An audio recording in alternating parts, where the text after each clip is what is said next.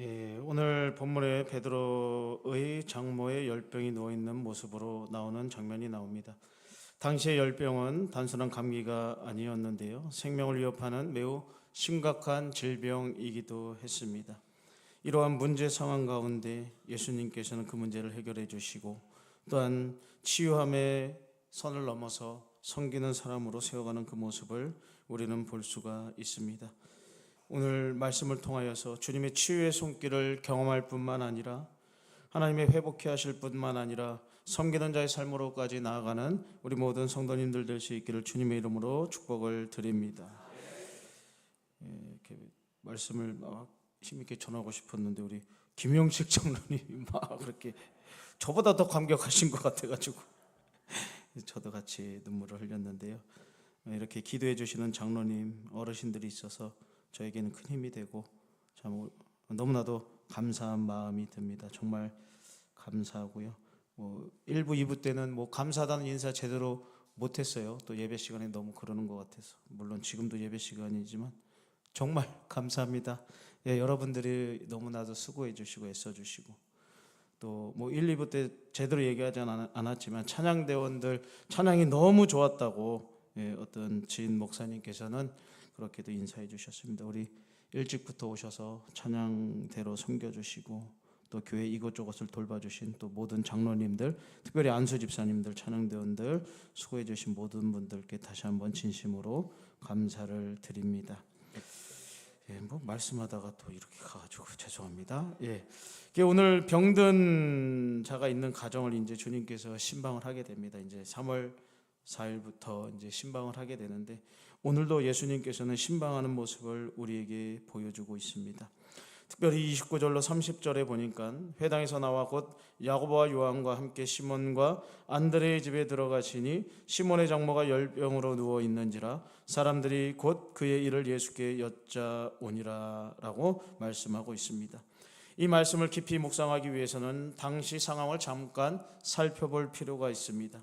예수님께서는 지금 가버나움 회당에서 말씀을 전하신 직후에 그날은 안식일이었고 예수님은 제자들과 함께 시몬 베드로의 집으로 신방을 가십니다.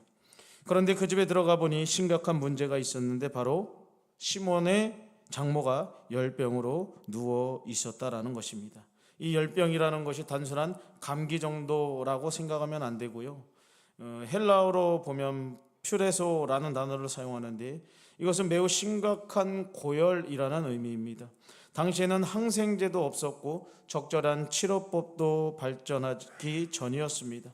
그렇기 때문에 열병, 참 이 열병이 얼마나 무서운가. 어렸을 때 우리 딸이 열이 많이 올라가지고 막 경기하는 모습을 봤는데 깜짝 놀랐어요.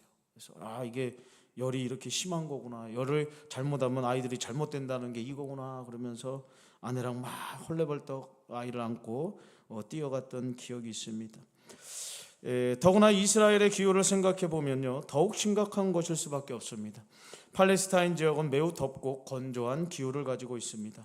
이러한 환경에서 심한 열병을 앓았다라는 것은 정말로 위험한 상황이다라는 것을 알게 해줍니다. 또한 당시에는 수분 보충이나 해열제 같은 기본적인 처치도 오늘날처럼 쉽지는 않았습니다. 이런 상황에서 우리는 한 가정의 절박한 모습을 볼 수가 있는데, 바로 시몬 베드로, 그는 이제 막 예수님의 제자가 되는 상황인데, 이 제자가 되었음에도 불구하고 인생의 가장 큰 어려움 중에 하나를 겪고 있었단 말입니다. 당시 유대 문화에서는요, 장모라는 것이요 단순한 인척관계 이상의 의미를 가지고 있었습니다. 확대 가족 제도에서 장모는요 가정의 중요한 구성원이었습니다. 특히 살림과 가사를 돌보는 중요한 역할을 장모님들이 하셨다라는 것이죠. 여기서 우리는 깨달을 수 있는 것이 있습니다. 예수님을 믿는다고 해서 모든 문제가 사라져요? 안 사라져요? 안 사라진다는 거예요. 예수님의 제자가 되면 모든 문제가 풀려요? 안 풀려요? 안 풀릴 수도 있다는 거예요. 이게 성경입니다. 근데 우리는 누군가를 전도할 때 예수님 믿으면, 과거에는 그랬죠?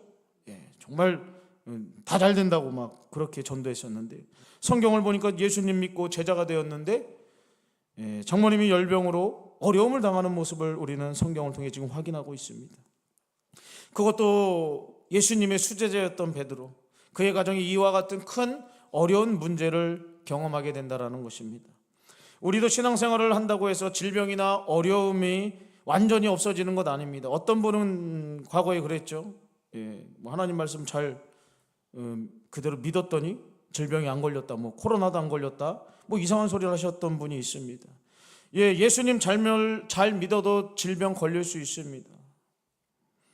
정말 하나님을 잘 섬기는 사람도 어려움을 당할 수 있단 말입니다. 그러나 여기서 주목할 점은 뭐냐면 사람들이 곧 그의 일을 예수께 여짜오니라라는 구절입니다. 베드로의 가정은 문제 앞에서 어떻게 합니까? 즉시 예수님께 이 문제를 가지고 갔다라는 사실입니다. 어쩌면 이것이 우리와 가장 큰 차이일 수도 있다는 것입니다. 지금 성경은 우리에게 문제가 있냐 없냐를 물어보는 것이 아닙니다. 문제가 있을 때 그 문제를 가지고 어디를 찾아가느냐라는 것입니다. 예수님께 여짜옵니까? 아니면 우리는 다른 문제를 다른 방법으로 해결해 가려고 하고 있습니까? 이것이 바로 신앙인과 신앙인이 아닌 자의 태도를 보여주고 있다는 사실이죠. 우리는 종종 문제가 생기면 이런저런 방법을 동원합니다. 그래서 스스로 한번 해결해 보려고 합니다. 하지만 오늘 베드로의 가정은 달랐습니다. 그들은 문제가 있을 때 즉시 이 문제를 예수님께 가져갔다라는 사실입니다. 우리도 삶의 어려운 문제를 만날 수 있습니다. 그때 가장 먼저 해야 되는 게 뭐예요? 예수님께 찾아가는 거예요. 하나님 앞에 엎드리는 겁니다. 문제를 가지고 주님 어떻게 합니까? 물어보는 거예요. 때로는 우리의 지식과 경험 내려놔야 되고요, 인맥과 재력으로 해결되지 않는 것 많이 있습니다. 그 한계를 느낄 때 진정한 해결과 치유하시는 예수님께로 나아가는 우리 모두가 될 수 있기를 주님의 이름으로 축복을 드립니다. 혹시나 어려운 가운데 있습니까? 자녀들 때문에, 물질 때문에, 여러 가지 막혀있는 문제, 어려움 때문에 혹시나 답답하신 분들이 있습니까? 그렇다면 문제를 가지고 즉시 예수님께로 나아갈 수 있기를 주님의 이름으로 축복을 드립니다. 계속해서 31절 말씀을 조금 자세히 보게 되면 예수님께서 가까이 오사 그 손을 잡아 일으키시니 열병이 떠나고 여자가 그들에게 수종들더라 라고 말하고 있습니다. 이 짧은 구절 속에는요, 예수님의 놀라운 사랑과 능력이 담겨 있습니다. 먼저 예수님께서 가까이 오셨다라고 성경은 기록하고 있습니다.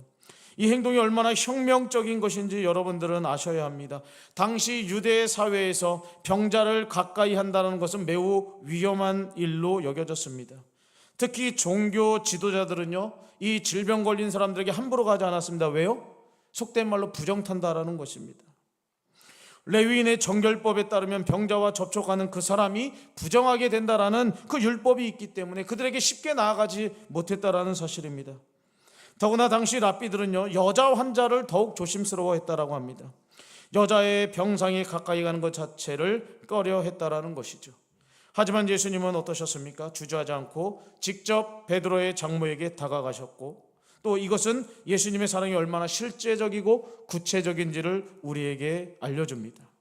그리고 가까이 가셨을 뿐만 아니라 어떻게 합니까? 그 손을 잡았다라는 표현이 나오고 있습니다. 예수님은 단순히 가까이 오시는 분만 아니라 직접 그 병든 여인의 손을 잡아주시는 예수님입니다. 이것은 예수님의 겸손과 궁율의 마음을 나타내 보여주시죠. 당시 의사들도 열병 환자의 손을 직접 잡지는 않았다라고 합니다. 왜냐하면 전염될 수 있다라고 생각했기 때문이죠. 하지만 예수님은 달랐습니다. 히브리의 손을 잡는다라는 표현이 있습니다. 단순한 신체적 접촉 이상의 의미가 있다라는 것입니다. 이는 깊은 연대감과 동행을 의미하는 것입니다. 제가 과거에 청년 사역을 했을 때 청년들이 그때 겨울에 이제 수련회를 앞두고 있었습니다. 그런데 청년 중에 중요한 직책을 맡은 두 청년이요, 한 명은 A형 독감, 한 명은 B형 독감에 걸렸습니다. 야, 그래서 어떡하냐, 그냥 마스크 쓰고 가자 그랬습니다. 제가 수련회 갔다 와서 어떻게 됐을까요? 저는 A, B 독감을 다 걸렸습니다. 대단하지 않습니까? 그들과 함께 했다는 거예요. 저는 그거 너무나도 감사해요. 감기 걸렸다고 그냥 야 저리 가 이랬으면 이런 말도 못 하잖아요. 예수님은 그들에게 독감 그 정도가 아니라 그들의 삶 가운데 아예 내려오시는 거예요. 문제 있는 인생 가운데 친히 인간의 모습으로 내려오셔서 손을 잡아주실 뿐만 아니라 그들과 함께 하시는 예수님, 그 예수님이 우리의 예수님인 줄 믿으시기를 바랍니다. 예수님께서는 그를 일으켜 세웠다라는 단어가 나옵니다. 헬라어 원어로 보면 에게이로라는 단어를 쓰고 있습니다. 이것은 단순한 물리적으로 일으키는 것 이상을 의미하는 것입니다. 이 단어는 신약에서 부활을 설명할 때 사용했던 단어이기도 합니다. 즉 예수님은 단순히 그 여인을 침상에서 일으켰을 뿐만 아니라 새로운 생명과 활력을 주셨다라는 사실입니다. 여기서 우리는 예수님의 치유 방식의 특징을 볼 수가 있죠. 예수님은 언제나 개인적이고 매우 친밀한 분이라는 사실입니다. 때로는 말씀으로만 치유하실 때도 있었습니다. 그러나 이 경우에는 직접적인 만져주심을 통해 치유를 하셨다라는 것이죠. 이것은 그 환자의 필요에 맞춘 맞춤형 치료였다라는 것입니다. 이런 예수님이 우리에게 매우 위로가 됩니다. 왜요? 하나님의 은혜, 예수님의 은혜는 우리 개개인에게 맞춤형으로 찾아오는 줄 믿습니다. 마음이 힘든 자에게는 마음을 만져주시는 예수님으로, 육신이 연약한 자에게는 육신에게 다시금 새 힘을 주시는 예수님으로, 이런저런 모양으로 우리가 살아가고 있지만 예수님은 우리의 모든 마음을 아시고 우리에게 꼭 맞는 방법으로 찾아와 주셔서 우리가 가지고 있는 그 문제를 예수님은 능히 해결해 주실 수 있음을 믿으시기를 주님의 이름으로 부탁을 드립니다. 예수님은 멀리서 구경하시는 분이 아닙니다. 예수님은 친히 우리 가운데 다가오시고 우리의 손을 붙잡아 주시며 우리의 고통과 아픔을 함께 나누시는 예수님임을 믿습니다. 특별히 주목할 것은요, 예수님의 이러한 행동이 안식일에 이루어졌다라는 점입니다. 당시 바리새인들의 율법 해석으로는 안식일에 병을 고치는 것은 일로 간주되었습니다. 그러나 안식일에는 일하지 말라라고 하는 주님의 율법의 명령을 그들은 지킨다고 하면서 이 안식일에 병든 자를 고쳐주지도 않았다라는 사실입니다. 하지만 예수님 그런 형식적인 규례보다 사람의 고통을 덜어주는 것이 더 중요하다라고 보셨던 것이죠. 사랑하는 성도님들, 예수님은 지금도 동일하게 역사하시는 분임을 믿습니다. 2000년 전 베드로의 장모에게 다가가셨던 그 예수님, 오늘도 우리에게 다가오시는 줄 믿습니다. 우리에게 필요한 것은 예수님의 손길을 받아들일 수 있는 마음입니다. 때로는 우리의 자존심 때문에, 때로는 우리의 불신 때문에 예수님의 손길을 거부하고 뿌리치는 경우들을 보게 됩니다. 너무나도 안타깝습니다. 하나님 앞에 나가 손만 내밀면 주님이 고쳐주실 텐데, 하나님 붙잡으면 반드시 일어나고 회복될 텐데, 자신의 자존감과 또한 자기의 어떠한 것 때문에, 정말 주님을 믿지 못하는 그것 때문에 하나님 앞에 손 내밀지 못하고 그 손을 뿌리치는 인생들을 바라보면 너무나도 가슴이 아프지 않을 수가 없습니다. 부디 우리 모두가 그 모든 건 내려놓고 어렵고 힘들면 그냥 그 손 붙잡을 수 있는 우리 모든 성도님들 될 수 있기를 주님의 이름으로 축복을 드립니다. 이어서 31절로 쭉 보게 되면, 후반부부터 보면 열병이 떠나고 여자가 그들에게 수종 들더라라고 기록되어 있습니다. 여기에 두 가지 중요한 변화를 보게 됩니다. 하나는 즉각적인 육체적인 치유였습니다. 그리고 다른 하나는 그에 따른 삶의 변화였다라는 것입니다. 먼저 열병이 떠났다라는 표현을 사용합니다. 주목할 점은 치유의 즉각성이라는 것입니다. 의학적으로 생각해 보면 보통 열병에서 회복되는데 조금 시간이 걸리지 않습니까? 우리가 해열제를 한번 드셔보십시오. 해열제 드시면 어때요? 열 날 때? 바로 열이 딱 떨어져요? 아니죠. 갑자기 이제 땀이 나기 시작하면서 우리의 온도가 서서히 내려가는 것을 보게 됩니다. 약을 먹어도 그렇게 서서히 떨어지는데 우리 예수님이 손잡아 일으켜 주시니 열병이 즉시로 낫게 된다라는 것입니다. 예수님의 치유는 이와 같이 달랐습니다. 완전하고도 즉각적으로 치유해 주셨다는 말입니다. 특별히 마가복음에서는 즉시라는 표현이 상당히 많이 나옵니다. 유투스라는 단어를 사용합니다. 예수님의 사역의 긴급성과 즉각성을 강조하기 위해서 즉시로 이런 단어를 참으로 많이 사용합니다. 예수님의 치유는 점진적이거나 부분적일 수도 있습니다. 그러나 오늘 성경은 즉각적이고 전인적인 치유에 대하여 말씀해주고 있습니다. 더욱 놀라운 것은 그 다음입니다. 여자가 그들에게 수종을 들게 되었다라고 성경은 우리에게 말씀합니다. 이것은 단순한 신체적 회복을 넘어서 그가 전인격적으로 그의 마음과 삶이 회복되고 있음을 우리에게 보여주고 있습니다. 방금 전까지만 해도 고열로 꼼짝 못하던 사람이었습니다. 그러나 이제는 다른 사람을 섬기는 사람으로 변화되고 있다는 것입니다. 이처럼 예수님의 치유가 놀라운 것은 완전한 회복뿐만 아니라 그 회복이 자기의 치유를 넘어서 누군가를 섬기는 자리까지 나아가게 한다라는 사실입니다. 여자가 회복되어 수정들었다, 이 수정들었다라는 말이 무엇입니까? 이 단어는 신약에서 매우 중요한 의미를 가지고 있는데, 시중이나 단순히 봉사하는 것이 아니라 하나님 나라를 위한 섬김의 사역을 의미할 때 사용했던 단어가 사용되었습니다. 즉 예수님께서도 인자가 온 것은 섬김을 받으려 함이 아니라 도리어 섬기려 하려고 한다라는 이 말씀, 바로 이 단어에 나오는 이 섬김, 이 단어가 바로 이 단어를 사용한다라는 것입니다. 이것은 우리에게 중요한 영적 원리를 가르쳐줍니다. 진정한 치유는 단순히 증상의 제거나 신체적인 회복에서 그치지 않는다는 사실입니다. 그것은 삶의 방향과 목적의 변화를 가져오는 것까지가 바로 완전한 치유라는 것입니다. 예수님께 치유받은 사람은 이제는 다른 사람을 섬기는 자가 된다는 거예요. 과거에는 나의 문제만 가지고 씨름하던 인생이 이제는 그 문제에서 노임을 받게 되니까, 예수님을 만나게 되니까 이제는 나를 넘어서 타인을 바라볼 수 있는 눈과 마음이 생겼다라는 것입니다. 이제는 나의 아픔만 보던 인생이 타인의 아픔도 볼 수 있는 사람이 되었다라는 거예요. 나의 필요만 생각했던 사람이 이제는 타인의 필요까지 걱정하고 바라볼 수 있는 사람이 되었다라는 사실입니다. 부디 우리 몸된 교회 이와 같은 분들이 많아질 수 있기를 주님의 이름으로 축복을 드립니다. 신앙생활이 나뿐만 아니라 나를 넘어서 누군가를 볼 수 있는 그 자리까지 가야 합니다. 계속해서 32절로 34절을 보게 되면 이 변화의 영향력이 얼마나 컸는지를 알 수 있습니다. 저물어 해질 때에 모든 병자와 귀신 들린 자를 예수께 데려오니 온 동네가 문 앞에 모였더라. 예수께서 각종 병으로 앓는 많은 사람을 고치시며 많은 귀신을 내쫓으시되라고 성경은 기록하고 있습니다. 장모의 경험한 치유의 소식이 어떻게 됐다는 거예요? 삽시간에 퍼져나갔다라는 것입니다. 그래서 많은 병자들과 환자들, 귀신 들린 자들이 예수님 앞에 나오게 되었다라는 사실입니다. 이것은 한 사람의 변화가 얼마나 큰 영향을 미칠 수 있을지를 우리에게 보여주고 있습니다. 그렇습니다. 우리 교회는 많은 사람 지금은 필요 없습니다. 아예 필요 없는 거 아니에요. 나중에 많으면 또 많은 대로 할 일이 있습니다. 그러나 많은 사람이 있기 전에 어떤 사람이 있어야 돼요? 믿음으로 치유받은 한 사람이 있어야 됩니다. 치유받고 누군가를 섬기는 자리까지 나아간 그 한 사람이 있을 때 예수님의 소문이 온 무리에게 사방팔방 퍼지기 시작하는 거예요.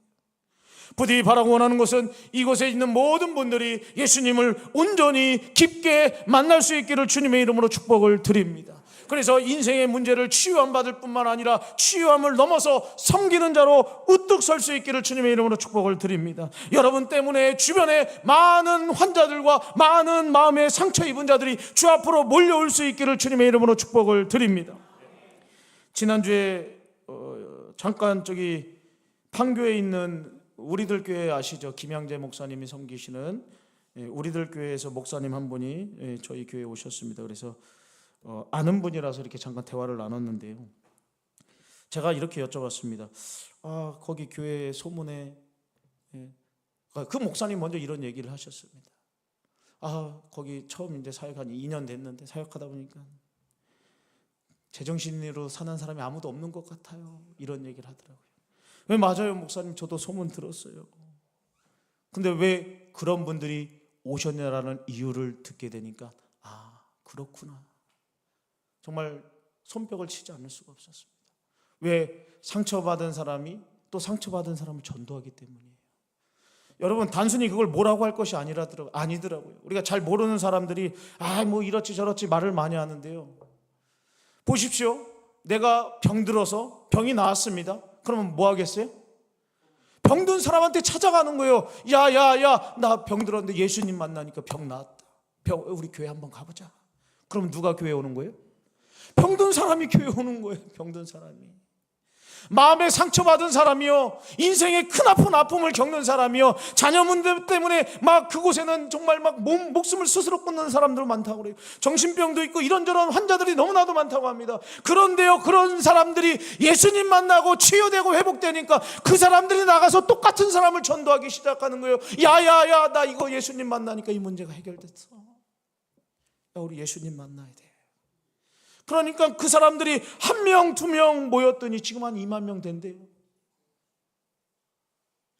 근데 우리가 지금 몰라서 그렇죠. 우리 주변에 제정신으로 사는 사람 거의 없어요. 여러분들 어떻게 제정신이세요? 아까 보셨죠? 저 제정신 아닌 거. 막 헌금도 잘못 읽고 큰일 날 뻔했잖아요. 우리가 나름대로 나는 아무 문제 없이 살아간다 하지만요, 아마 말 못할 문제 각 가정에 많을 거예요. 남몰래 눈물 흘리는 거 얼마나 많을지 몰라요. 사람들에게 말 못할 뿐이지. 왜 아픔이 없겠습니까? 슬픔이 없습니까? 왜 고통이 없습니까? 오늘 베드로의 장모처럼 어쩌면 열병 들은 자가 우리라는 거예요. 그러나 말 못할 뿐이라는 겁니다. 치료를 경험하지 못했기 때문에 치유함을 받았다고 어디 가서 담대하게 말하지 못할 뿐이에요. 부디 오늘 예수님을 만나서 온전히 회복될 한 사람이 많은 사람들에게 예수님의 살아계심을 증거할 수 있는 것처럼 오늘 우리 몸된 교회에 이와 같은 증인들이 많아질 수 있기를 주님의 이름으로 축복을 드립니다. 그래서 나 고침받았어.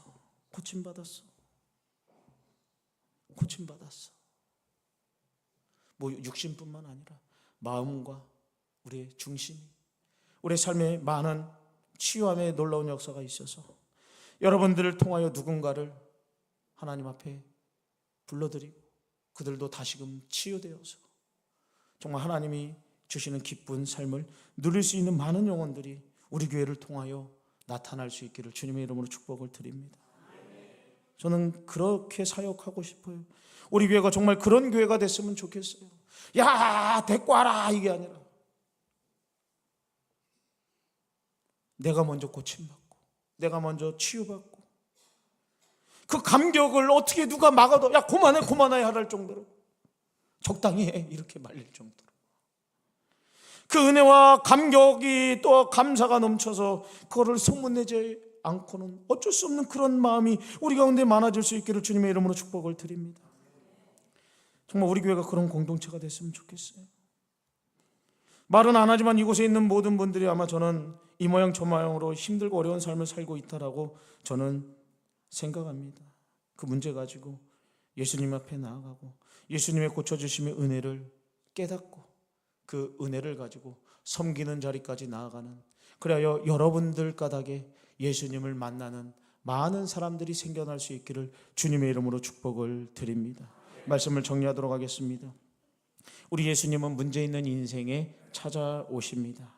그리고 그 문제를 해결해 주십니다. 그리고 해결받은 그 인생은요, 자기가 아니라 타인을 볼 수 있는 섬김의 자리로 나아가는 인생으로 변화된다는 것입니다. 예수를 믿는다는 것은 그거예요. 과거에는 나의 죄 때문에 몸부림치던 인생이 이제는 예수님 만나서 어떻게 됩니까? 이제 나의 죄의 문제만 가지고 씨름하는 인생이 아니라 그곳에서 자유함을 얻었고 이제는 회복되었기 때문에 죄로 힘들어하는 인생들을 찾아다니며 그들에게 예수님 한번 믿어보자. 예수님 한번 믿어보자. 너 나 알잖아. 내 인생 어땠는지. 예수님 만나니까 살만하더라. 견딜 수 있겠더라. 예수님 만나니까 그냥 그거 이길 수 있겠더라. 예수님이 해답이야. 예수님이 해답이야. 그 해답 우리 같이 찾아보자. 이렇게 영혼을 섬기는 자리까지 나아가는 우리 모든 성도님들 되시기를 주님의 이름으로 축원을 드립니다. 주신 말씀 순종하게 하옵소서. 다 같이 주여 한번 부르시고 통성으로 기도하십니다. 주여! 사랑의 하나님 아버지,